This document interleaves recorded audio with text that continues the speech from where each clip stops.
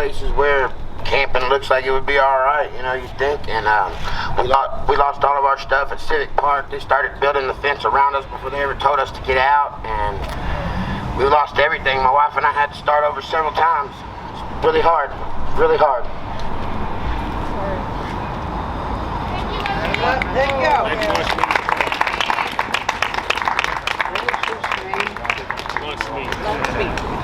Lunch meat. I'm not sure if the other residents are here right now. Tomasa, can you hear me? If Tomasa's here. Tomasa, calling to the mic. Tomasa. Might have to come back to Tomasa. So as we're waiting on Tomasa, let's have the residents of neighbors around here. Residents who live in houses in this neighborhood are here to say why they oppose these sweeps. Why they say no, we're residents living in houses and we don't think that people should be swept from block to block. So we're very honored to have some neighbors right here in this very block, Alexis and Mike. I'm sorry if I'm pronouncing it wrong. Please come on up.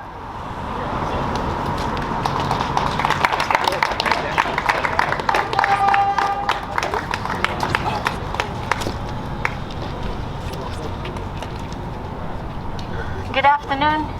My name is Mike. I live in the building right there, over there. I have a full-time job.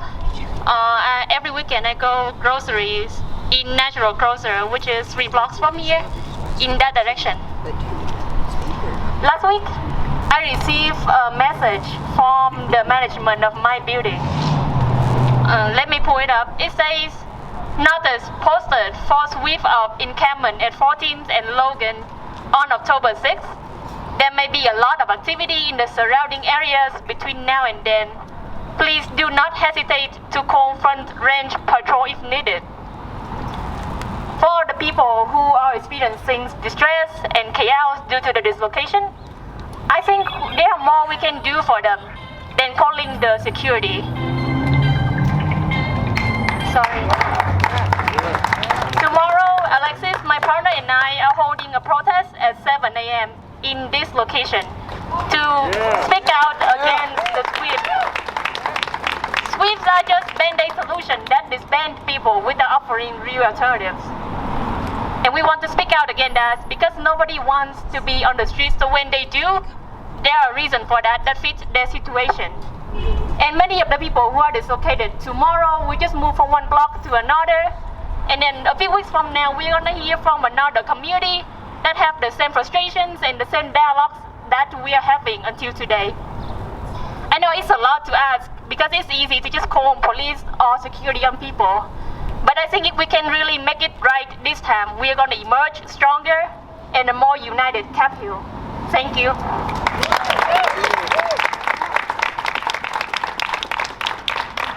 Thank you, Mika. Can people hear me? So my name is Alexis, and I'm also a resident at that building over there that looks out straight into the encampment on this street, Logan Street. And we know that people have differing opinions on a solution to homelessness, and we had opportunities to hear from them. We posted 2 days ago on the Nextdoor social media app that we were holding a protest tomorrow. We got from 20 people about 200 comments, and many of them were depicting the houseless people as criminals, drug dealers, and then brushing over all of them as, you know, as criminals. Like no one was worth, you know, being housed. And so we understand that the opinions differ, but before they get to that, people often say, we feel for the homeless people. And so I see that as contradictions when people feel for people in our neighborhood, right?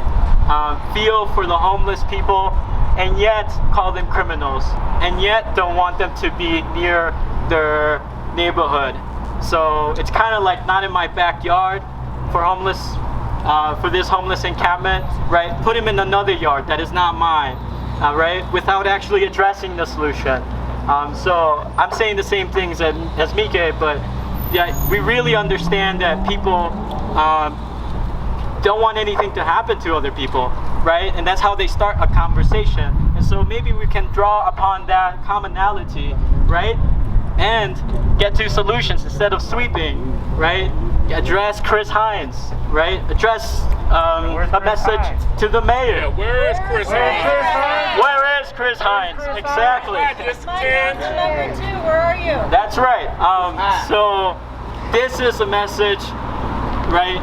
The people here probably don't need to hear this, but the people who are not here, the Chris Hines of the world, my fellow neighbors, other fellow neighbors, they're not all here, right? So that's a work we have to do. Yeah, thank you so much for this platform.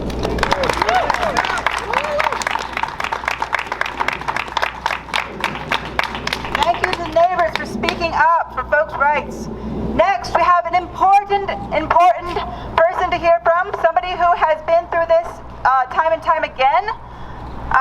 Green Eyes, you are up. Come on up. Give it up for Green Eyes.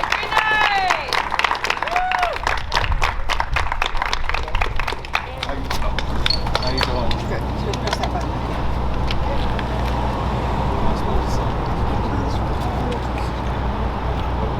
Oh yeah. Yeah. How you guys doing? Good. How are you? Okay. Yeah, I thought it was kind of unfair about what happened down there at the park. They took our belongings and stuff the same day. They didn't give us a notice. They just came. I woke up to, you know, how the beeping sound, beep, beep, beep. I woke up to that, and they okay. Yeah, and they took all our stuff and trashed it. So I didn't think that was fair. And then, like, we end up moving over, like a block over, like, or two. And, you know, we have our tents here now, and now they're giving us another warning, telling us that we gotta move again. So, trying to figure out what we gotta do, what kind of help we can get, you know, or any resources. We don't have a lot of people coming out letting us know, you know, where to go next or what to do. So trying to figure that out. But I'm just trying to say, hey, if they can give us a little bit more time, you know what I mean?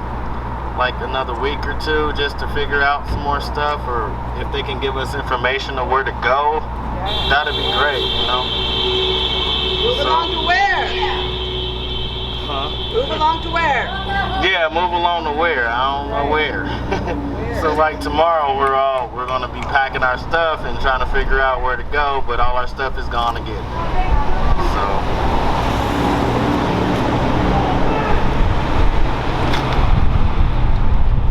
I like that sign though, sweet the streets, not people. Yeah, I'm telling you, sure. Yeah, man. But I mean, I appreciate you guys' support and everything for the homeless out here. And that gives us a lot of help. A lot of people have been coming out here, giving us food and stuff like that, so we can, you know, survive. I appreciate that. Man, y'all real cool for that. What do you think of this model camp that was set up over the weekend with facilities? I don't know anything about that. Would you move into one of those? Safe outdoor camp. Safe outdoor space. So they're talking about a putting up a camp, putting up a safety camp where unhoused neighbors can go and live without being harassed by the police or the establishment, so that y'all can get yourself together and work together, and then the city do their part as far as getting housing available for you guys. Yeah, but for right now, I mean, I'm like, shoot, it'd be better if they just gave us some new tents. You know what I'm saying? I'm like, if it were such an eyesore and everything, you might as well just get, you know, nice little new tents and, you know, have a little bit of rules. Tell them, you know, keep all your stuff in the tent instead of leaving it out on the sidewalk and stuff. You know, work together on this. Why not live in a shelter? Is there no Shelters, I mean, it's all right, but it's just overcrowded, and not even that, but they got a lot of stipulations. A lot of people don't want to deal with. You know what I'm saying? We're homeless, but we ain't in jail. You know what I mean? You know, it feel like that. I suggest you take a night in a shelter. Yeah, let us hear you. Then you'll know. Yeah. Don't announce it. Yeah, I've done it already. I've been to a couple shelters. So, you know, yeah. Like New Genesis down the street, things like that. I've been to those shelters. That's not a shelter. They make you pay to stay. They make you pay to stay like $70 a week. Right. Yep. So it's not really helping you. You're actually helping them. But Other than new tents, what would be helpful to you? water. like you know, like place where you can shower. They got so much portable stuff nowadays. I've seen like portable showers for like $20 on like Amazon. You know, you just get a bucket and fill it with water. They got a little motor and it shoots it on you. I thought that was cool. $20. You know. I appreciate them putting that porta potty over there. We didn't have that for the longest, so people Thanks was. to Denver Homeless Out Shout Loud. out to Denver Homeless Do not give the city credit that they ain't doing anything. That was done by Denver Homeless Out Loud, and the water station came by MAD, M-A-D. Mutual aid, something. Denver. Oh, no. Yeah, all right, well, yeah. Well, thank you. But I appreciate that for everybody, you know what I'm saying? If they can show us some love like that, that's cool. You know what I'm saying? To help us out, let us know where we're going next, cause you know, yeah, ahead of time.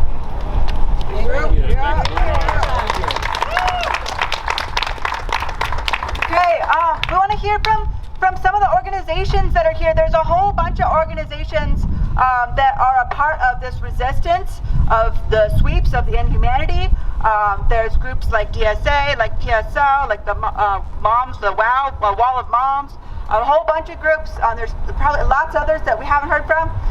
And so we want to just at least hear quickly from one organization that's here to speak out against the sweeps and to talk about how this criminalization of homelessness is tied directly to racism and to our fucked up, and to our problematic housing policies.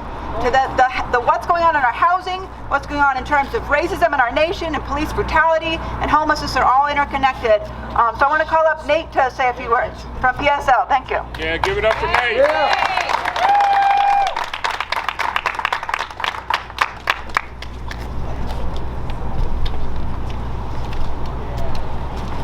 Hello. All right. So during this pandemic, the city of Denver continually refuses to meet the needs and the requirements that the CDC has put out. With no other options, displaced people are forced to move along and disperse elsewhere throughout the city until the next time they're swept. This is an absurd, cruel, and inhumane response to the homelessness crisis here. In Denver, there's empty housing all over, about 20,560 units, and this housing should not sit empty. While the city of Denver counts millions of dollars from developers and mishandles taxpayer money, they refuse to support the unhoused community without even on their basic needs. Like my friend over here said, the community here itself has raised $20,000 for the sanitation stations. Mutual aid networks help provide food, clothes, and materials while the city sits on taxpayer money. Right. They spend it on sweeps to enact violence on the people that they sought to serve. Rather, the community continuously pays for fences to block off parks. They pay for cops to fence off encampments at 4 a.m. and to sweep them violently.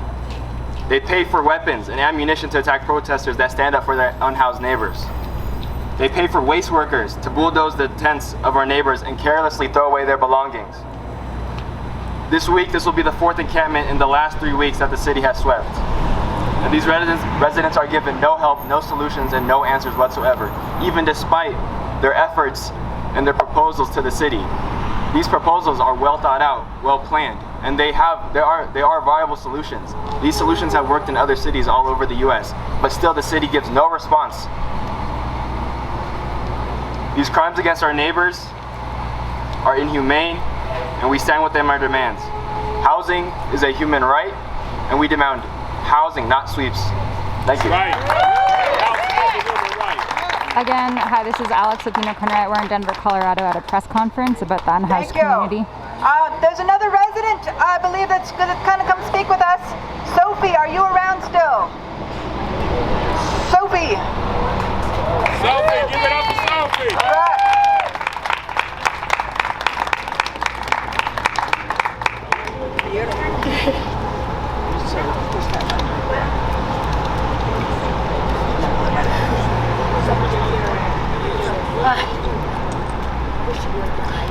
What I want to say is that there's no place for couples. No place. There's no place for people that just got married. I just got married last month. At the end of last month. So when is the government gonna help the couples instead of separating us and making us get divorces, which makes our divorce rate go up? Why not build apartments for couples? And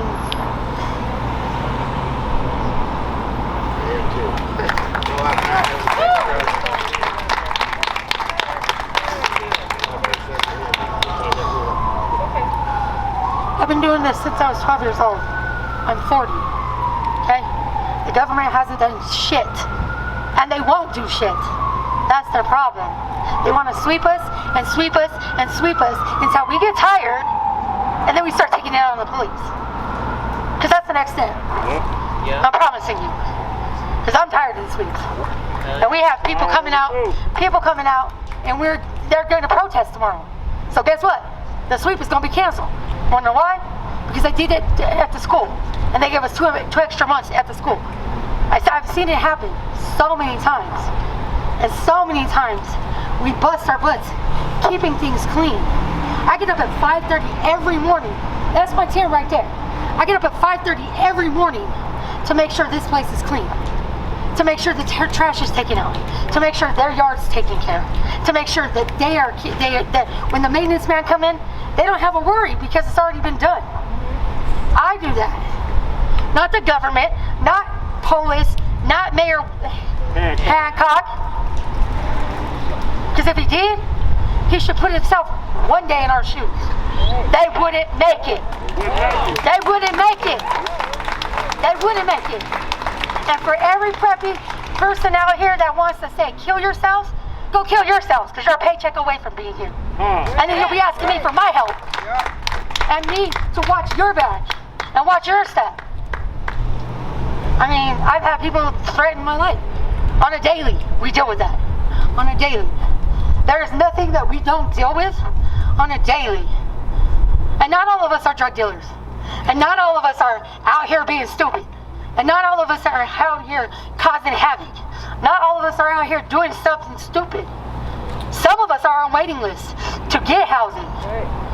So some of us have done the housing thing, and some of us have done the government thing. I just got out of prison in April, okay? I'm on a waiting list, and I've been on a waiting list for 3 years now. Through St. Francis. So, the moral of the story is, the government ain't did shit, and they ain't gonna do shit. They're not. They're gonna sit on their little preppy butts in their office and sit there and do nothing. And when their police officers start getting beat up, because that's the next step, because the homeless are getting tired of being swept, we're getting tired of not being backed, we're getting tired of standing alone. Stand alone for what? Tomorrow I'll be standing with the protesters. Tomorrow I will. I don't know about anybody else, but I will. And then we'll see what gets done. Because the homeless needs to start banding together and standing together instead of being divided. Forget all this divided shit and let's fight my neighbor because that's the best thing to do. No. Get yourself up, protest, deal with the government the way you need to deal with the government. Maybe if they heard one or more of our voices, maybe they would get it through their thick heads that we're tired of their bullshit and we're not going to tolerate it anymore. That's right. We have no time for this, to be swept. Go somewhere else and sweep something else. Go home and sweep your floor. Go home, deal with your wife. Go home, deal with your husband. Go go home and do something else besides dealing with the homeless. Because we're out here doing nothing wrong. Right. Leave us the fuck alone. Go on and get some criminals that are out here causing ruckus, breaking into places, and doing something stupid. If I'm in my tent, leave me the hell alone, because I ain't answering my door to no Denver police officer. Point blank period. And you can't come in my door if I don't invite you. You can't come in that door if I don't invite you. If you ain't invited, don't come in that door, because you're gonna get the wrong end of the deal.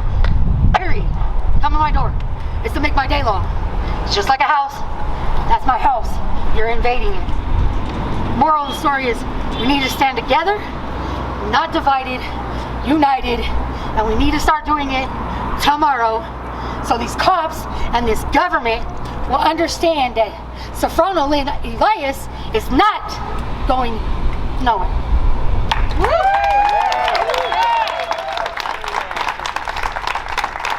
Thank you, Sophie. Speaking for everybody right there, that was powerful. Thank you.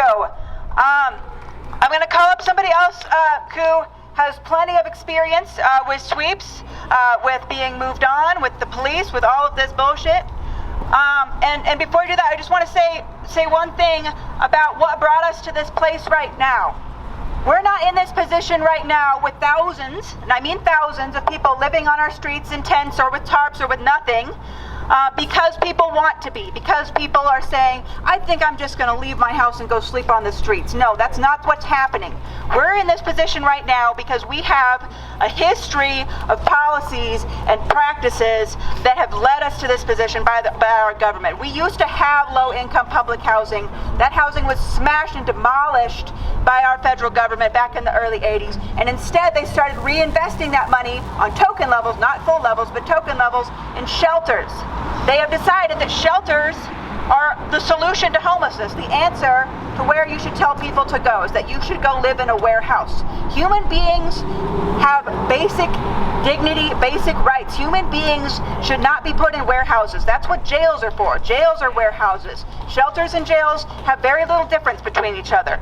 We have basic rights, and we need to start looking at that in terms of our ability to create real housing for folks that we've seen in the past can do. It's available. We have the resources to do it. And instead, we blame people who are here on the streets, blaming people for their homelessness as opposed to blaming our system for creating that mass homelessness. That's the history of why we're here right now, not because a bunch of lazy individuals decided to go live on the streets. So I just want to give us that context real quick, and I'm going to pass the mic off real quick here to one of my colleagues at Denver Homeless Out Loud, Jerry Burden. Come on up. Give it up for Jerry! Hey, good morning. Thank y'all for coming out here. One thing I want to tell you is this. This has to end. And as I have been saying, and she reiterated, we as unhoused and we as houses, we must all come together in order to get the solution solved that everybody can have a house. Now, let me tell you about, she said she was on a waiting list. Let me talk about the waiting list. The waiting list, yeah, you're right, it's a wait list. You will wait for two reasons. One, a person who is already on Section 8 or in low-income housing, they die. Then the next person move up. So if you're number 100 on the line, you probably got to wait until 101 person pass away that living in these houses. Secondly, you can get in through eviction. So that means that in order for you to get into low-income housing or housing that you can attain or afford according to your income, you must either wait for one person to die or one person get evicted, which means you are living off someone else's misery.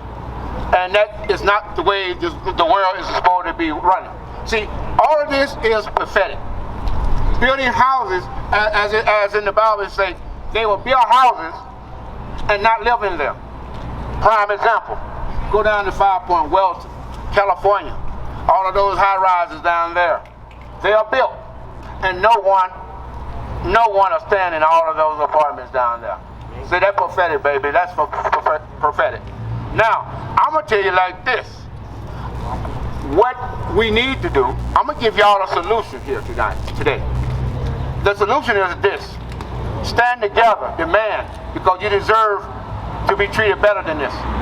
And your houses, let me tell you something about that 300 as well. That 300, when they said people you be coming out your house in the morning, you'll be stepping over people living out in tents, they are making that come true. Yeah. They are making that come true, because you go down in all the area downtown, down in the 5 Points area where most of the majority of the people were living, they have put rocks, planter pots, fence up, and like they did Jerryville, now they're going back to using metal fences. Metal fences. You tell me that is public property. You own that. I own that. We have a right to use it according to what we want to use it to, not according to just because they want to put fences up and don't want to see you inside. If they don't want to see you, they should put you in a house. It's that simple. It's that simple. That's just like if you don't want to see war, we don't fight here. We go over there. That's to keep all people from seeing it. See, it's the same thing. No matter how you look at it, the point is everybody deserves a place that they can call their own, that they can rent according to the income and not according to how much an individual can make. Now, the advantages of housing everybody is this. If you get everybody into housing, guess what? When people come to your city doing tourism, when it's open back up, if it ever open back up fully, they come here and they be like, oh, wow, I love going to Denver. I don't see nobody living in tents.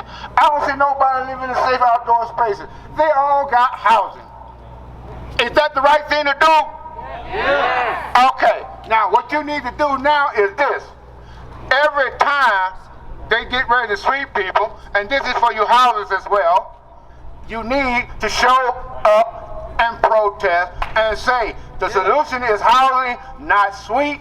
The solution is now, not tomorrow, because I'm going to tell you like this has been going on for 8 years. 8 years, sweeps.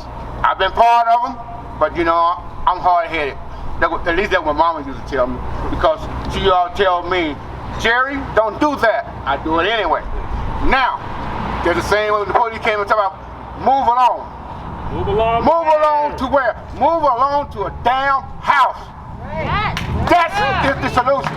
Move along to a house or apartment that people can afford. It's that simple. And I can talk all day, but if you want changes, get out and vote. Get out and vote. And make sure that you get to know the people that you're voting for, because you want someone in that are not going to listen to the lobbyists that can't be bought off. You want somebody in there that has integrity, moral, and standard, and that has got your best interest at heart, not the corporation. Thank you. Excuse me. Thank you. I live over there. Hi. I don't live there. Trisha. All right, I'm going to call up Trisha, a resident from the camp. All right. Maybe you might play a song, maybe. Yep, so did. So I live over there. I do live over there. It's horrible. Because just like every place you go where there's a big, like group of people that don't know what they're doing. I mean, we're all fucked up. I'm so sorry. Excuse me. We're all fucked up. We can't hear you. All right. Hold on. What do I need to do? We are all fucked up.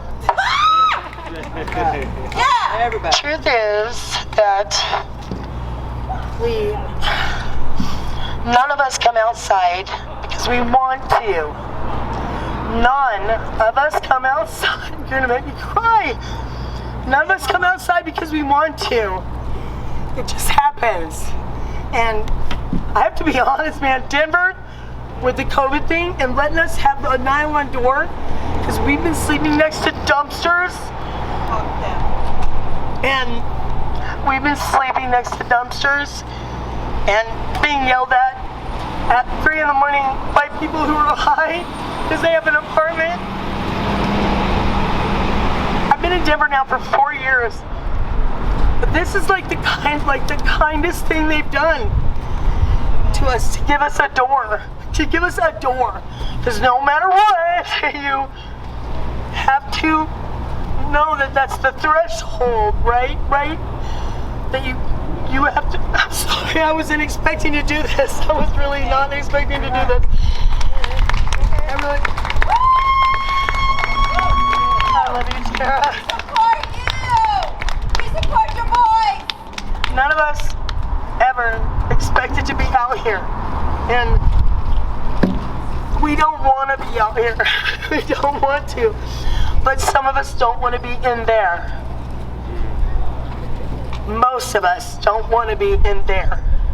Where's there? I don't know where there is. In an apartment with housing fucking hoarding over us and dangling our lives in front of our asses like if you don't do this, then we're gonna take it away. Now that's coming to people who are on walkers and in wheelchairs, and don't let all those people in here. Don't let your friends in.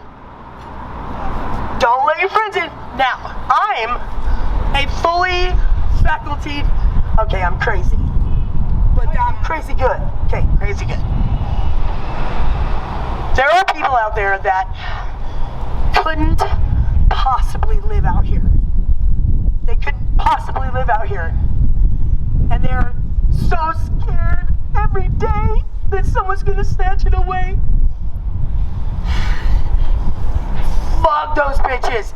I let them take my shit away. But they are going, they do it. They do this dangle thing. This dangle thing where they're like, oh, you need a walker? Oh, you can't poop outside? Oh, okay, well then don't ever have a friend over. Don't ever do anything that is something that acts like you are just waiting to die. I'm so sorry, but that is real. Yes. That is fucking real. Yes. They make them sit in their apartments all the time. I did not know I was gonna do this. Sorry. Real. This is real. People need to fucking hear this shit. They're stuck in their apartments.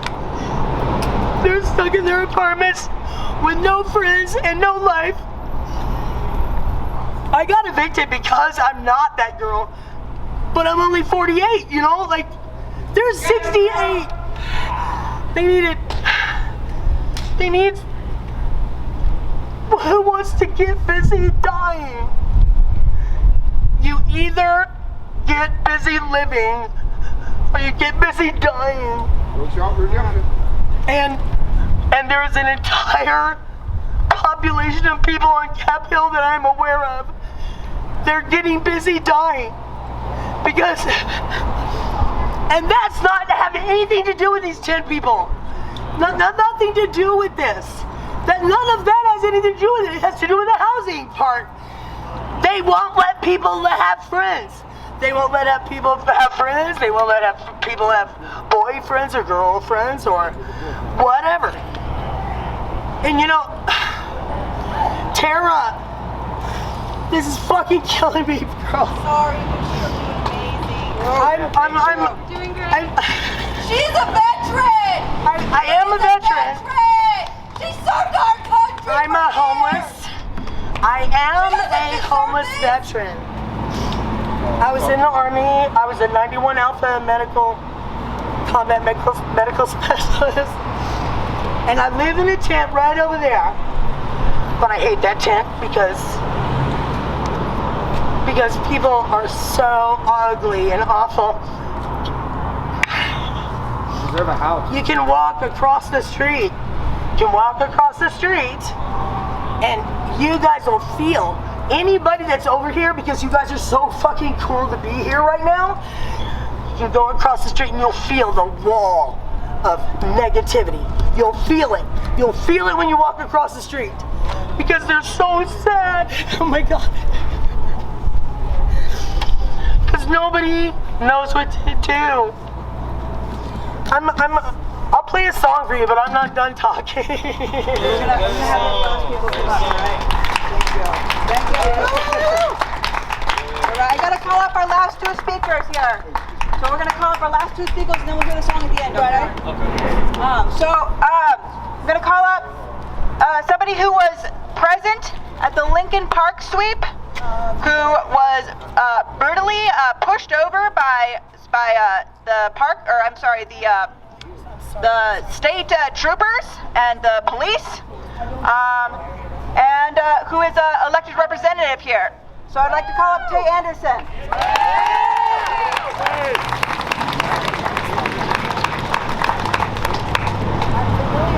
What's going on here is egregious. From Maury to Lincoln Park to over there on Welton Street, we are in the middle of a pandemic where the governor has still refused to put a moratorium on evictions. Republican governors have stepped up and said we are going to put moratoriums on evictions, and our own Democratic governor has failed to do so. And we have a mayor that said we can do better, and better, we are still waiting on that. They spent millions of dollars in a campaign to oppose the overturning of the urban camping ban, but not one of those donors has put millions of dollars into supporting the unhoused neighbors and saying, instead of us having homeless folks on the streets, let me build them something for them to stay in. So we know their answers. When you have neighbors of Cap Hill, my neighbors, because I live in Cap Hill, that are saying they're bringing drugs, they're bringing crime, and etc. I honestly didn't know if Donald Trump was saying that or if that was my neighbors. Because that is the same language this president used to talk about our undocumented brothers and sisters, and now even Democrats that live in Cap Hill are using that same message when it fits them. So elected officials have to do better, because a lot of these elected officials have stood up and campaigned against the immoral treatment of our unhoused neighbors, but none of them will actually come out here and stand in their shoes, besides Councilwoman Candy Tabaka. You want candy? So we have to continue to remain allies in this fight with our unhoused neighbors, because most of these folks just keep getting moved block to block to block, and it's doing nothing. We are wasting city resources. I was disgusted when I seen these sweep over by Coors Field, and they're literally caging folks in now because they can no longer control the protesters. I won't even call them protesters. The unhoused advocates that are saying, look, you're going to move them either way. Let me support them in moving. Nobody has come to these camps to say, let's chain ourselves to a tail. I've not seen that once. What I have seen is people show up time and time again to say, I have a minivan. Let me use my minivan and put their stuff in there. The police say no. They can do it on themselves. There was an individual who didn't have a leg, who was in a wheelchair, who said, I want them to help me get my stuff. And police officers said, no. That is not the police force we need. That's not doing better. That's not doing better. When we talk about defunding the police and then they're abusing homeless citizens, they're abusing the advocates of the homeless. There was a young man that was arrested at one of the last sweeps that I was at, where he was punched in his back and he was kneeled on with a police officer's knee to his neck. In light of what we've seen with George Floyd, Denver police are practicing the same tactics. We are better than that. And so I'll end with this to say, Mayor Hancock, I challenge you, and I'll walk with you. I don't like you that much, but I'll walk with you. We will walk with you, and let's spend a day at these camps. Let's talk to these individuals, because they have not lost their right to vote. They are still your constituents. They are still Denverites. They are our people, and we must continue to protect them. So Mayor Hancock and City Council, that challenge is out to you right now. Let's come and let's spend a day. Let's spend the night. Let's get our own tent. And let's be out here to actually understand what's going on. Because winter is approaching. And we need to be here with our unhoused neighbors, or we need to start opening up these empty office spaces and start putting people in housing or in some sort of housing so folks have shelter over their head. Thank you.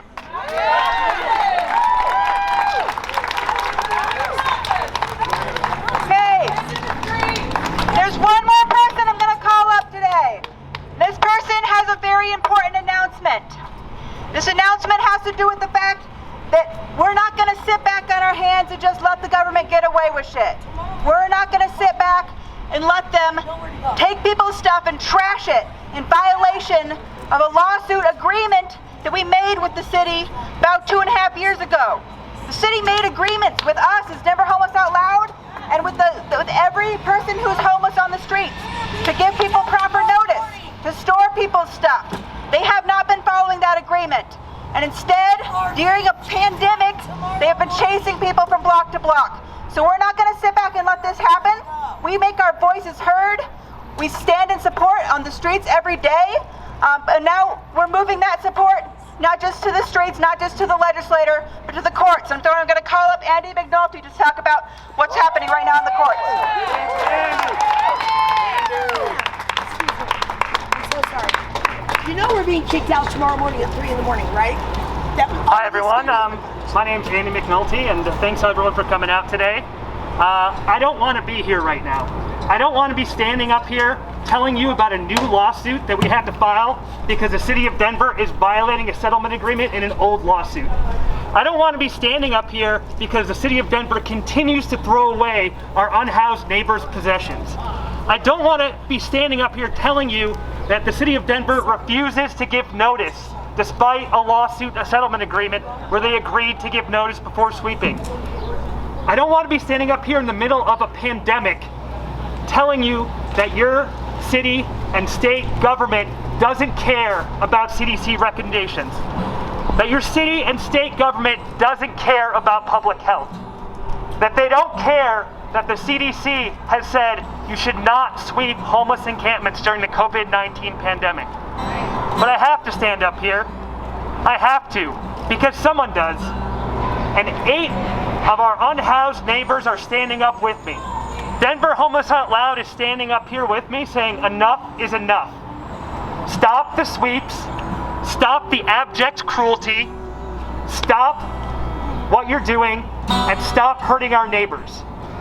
And so that's what this lawsuit's announcing today.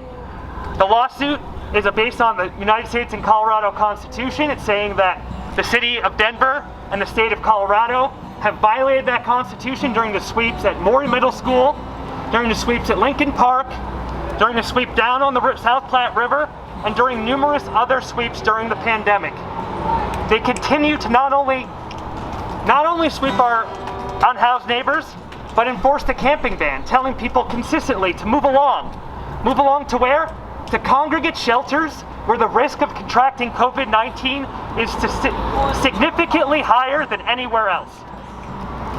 To a place that's basically the same as a jail, which we've seen across the country have been hotbeds for coronavirus. The GeoIce Center right now. That is where the city is trying to sweep people. And why are they doing it? Why are they doing it without notice? Because they're afraid of people showing up to hold them accountable. They're afraid of you. They're afraid of people seeing the abject cruelty that they display during these sweeps. That's why they're doing it. They're afraid of Candy Baca tipping people off. So, my call to action to you is to keep showing up. Don't give in and expose what is happening every single day. Because it's not just unconstitutional, it's immoral. And we need to stop it. If there's any questions for the lawyer, ask any legal questions you want to ask. Yeah, I'm happy to answer any questions. Federal court, when, and who's the plaintiff? Sure, it was filed in federal court today. The plaintiff is Denver Homeless Out Loud, and then 8 unhoused individuals who had their possessions taken and are vulnerable to COVID-19. What are the hopes to come out of this lawsuit? The hope is to stop the sweeps. That's the ultimate goal, is to stop the sweeps from continuing to happen and the enforcement of the camping ban from continuing to happen. That's the goal.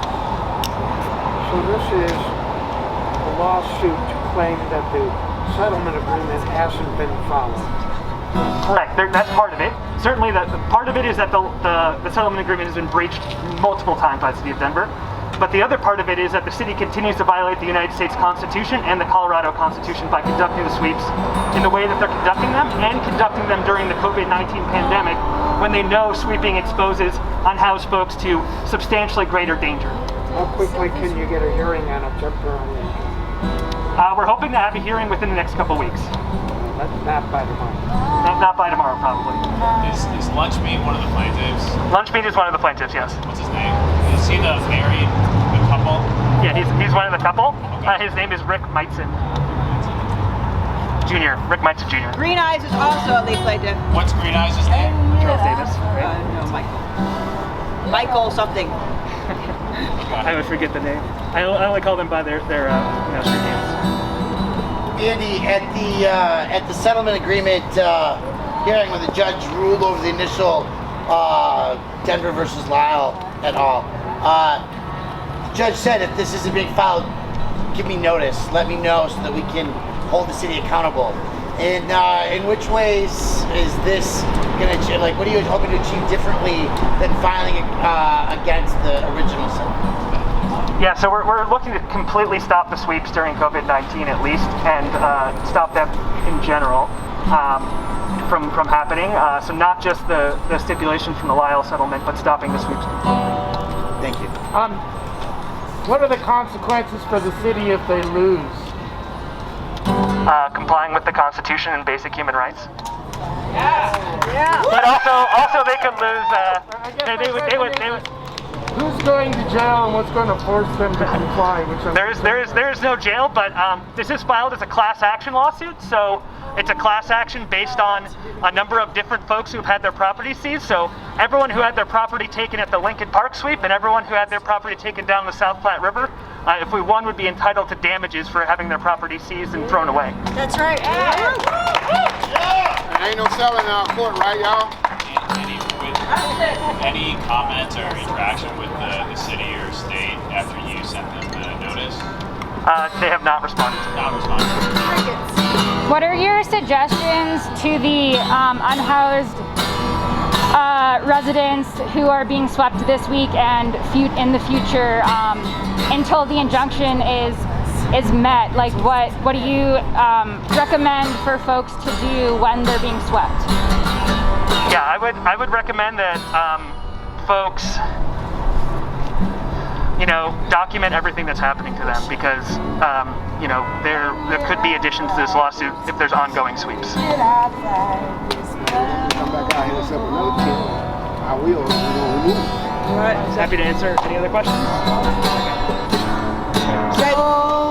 Thank you, guys. So this means that we are going to be fighting in the courts and on the streets simultaneously in these next few months. Let's do it. And tomorrow we're back on the streets, because what's happening here tomorrow? Hopefully nothing, but the city is planning on coming and trying to kick everybody out. So show up here tomorrow, bright and early. They've been coming as early as 5 a.m. That's fucking early, but come up. Sometimes as early as 3. Yep, really fucking early.